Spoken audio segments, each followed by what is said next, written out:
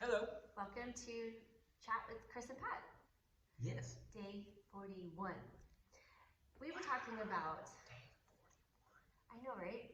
But we were talking about having a little discussion on things that they don't prepare you for when you get to middle age. Like, what are those things, like, That you just kind of smack you across the face and you just don't. yeah, those things that you just don't really, no one's really talking about it enough, or if they do, like, you're like, doesn't make you pay attention until Right. you get here. Yeah, words. So that's what we were wanting to talk about and see if you guys relate. I know that a lot of our Gen X companions will probably have a lot to say on this front or feel the same. But so I'm curious. So one of the things I was thinking about this one, and I thought you had an interesting take on your side of this, but what I was thinking about for me was this desire for like a personal reinvention kind of feeling, where I'm recognizing that my life so far has revolved around my children since I was like 19, almost 20. And so at this point, you know, my kiddos are leaving. Well, I put so much of myself into like all aspects of making sure that they were okay and cared for and their needs were met. And I wouldn't say that I lost myself along. I did for a time, for sure. But I've reclaimed my identity bit by bit. But now that I'm at this phase, where like this is my birthday week, I'm about to turn 47, and I'm realizing that I have this desire to be like, how do I want to dress? What do I want? How do I want to present myself to the world? How do I want to show up? How do I want to prioritize different parts of my life? Because the showing up part has been a lot of like background noise, but it doesn't have to be. Is it supposed to? Like, you know, like where do I fall in that now? What does showing up mean to you?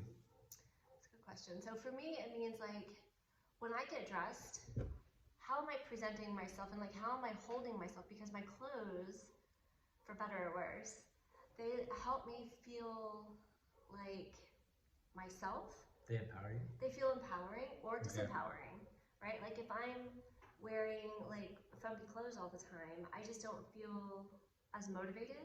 I'm sorry if you guys can hear the dog barking. There's a dog out there that is losing his shit. Anyway. So your self-respect is almost, it's affected. It's affected by what you choose to wear.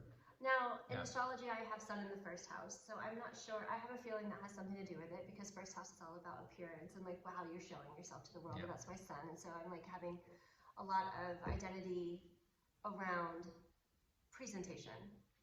However, I do think just in general terms, for me, like if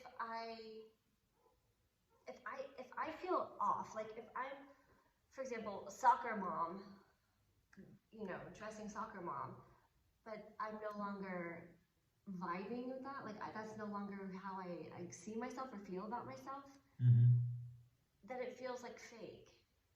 And I'm trying to discover what this other version of me that is no longer mom role. I'm just me again. And how that, it's hard to explain, but it's just, what is that reinventing or allowing myself to be more authentic because I can take the time to understand who I am. When you say take the time to know who you are, this is like a meditative time. This is like, you know. No, it's not even that. It's like, so okay, in your work, you spend 8 hours a day focusing on your work. Okay, I think I know where this is going. Go. Right? Yeah.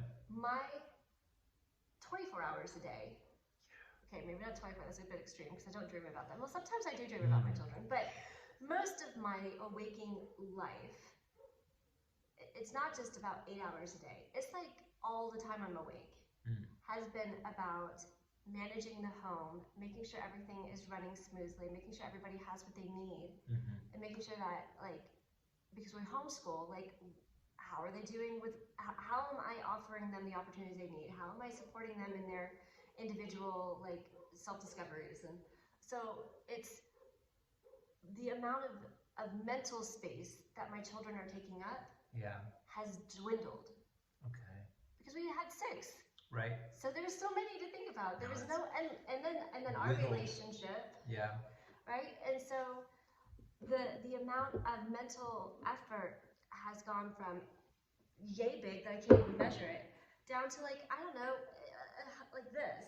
And so I'm finding myself having another compartment of space kind of freed up, and I'm recognizing that it's within that empty space that I'm like, oh, hi Chris, who are you? And what's important to you? Right? Yeah. So it'd be like if you started working 4 hours a day instead of 8, and you're trying to figure out what you're going to fill that 4 hours with, because it's just like kind of sitting there looking at you like, what you going to do? Yeah. You were just so used to that pattern, and now it's changing. Well, and if I continue to make my children like this huge priority and like managing the house and all this stuff, if I continue to make that my priority, then it's suffocating my children because they need to grow. Absolutely. Right? And so that's been something that I've been working on ever since they were like, 2-digit numbers. But it's becoming more and more obvious to me that I have this mental space now. And I do have lots of other projects. I'm constantly having projects. My children are always talking about, oh, you don't have a project? Shocker. Or just give it a minute, it's going to happen. There's another project you'll take on. And that's true. But I'm recognizing that self-discovery and like reinventing who I am and discovering and playing with the potentials of who I am. Like, I no longer have to stifle myself so that my kids are not affected.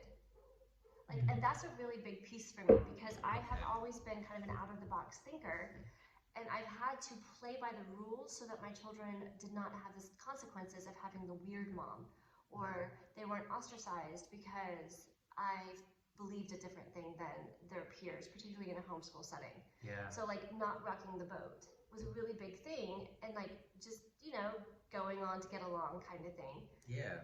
You had to look outside yourself. Because I didn't want my children to be affected. To have the stigmatism, or to be like, oh, well, your mom is like all like crazy witchy woman, or like, talks to dead people, like that's really weird. Like, I didn't want to have that be something that hindered them. But by doing that, it's hindered me. Right? It's prevented me from discovering who I am. And this is just me talking a lot, so I'm sorry, you guys probably, like 8 fucking minutes. They don't need 8 minutes of me talking about this. Oh, well, I think this has opened up the door for you to just really talk it out and discover for yourself and see things for what they are. Do you have any of those feelings? You were going to ask that. What was the question you were going to ask after I had asked the question that... I don't know. Okay. But just generally speaking, do you have a feeling of like a desire or like a thought of reinventing yourself in any kind of way? The way I interpreted that, I say no. But maybe it is a reinvention, because for the longest time I have not been who I originally wanted to be. Like before we got married and had a child on the way, I felt, and it could be total bullshit, but I felt like I had to drop my plans at that time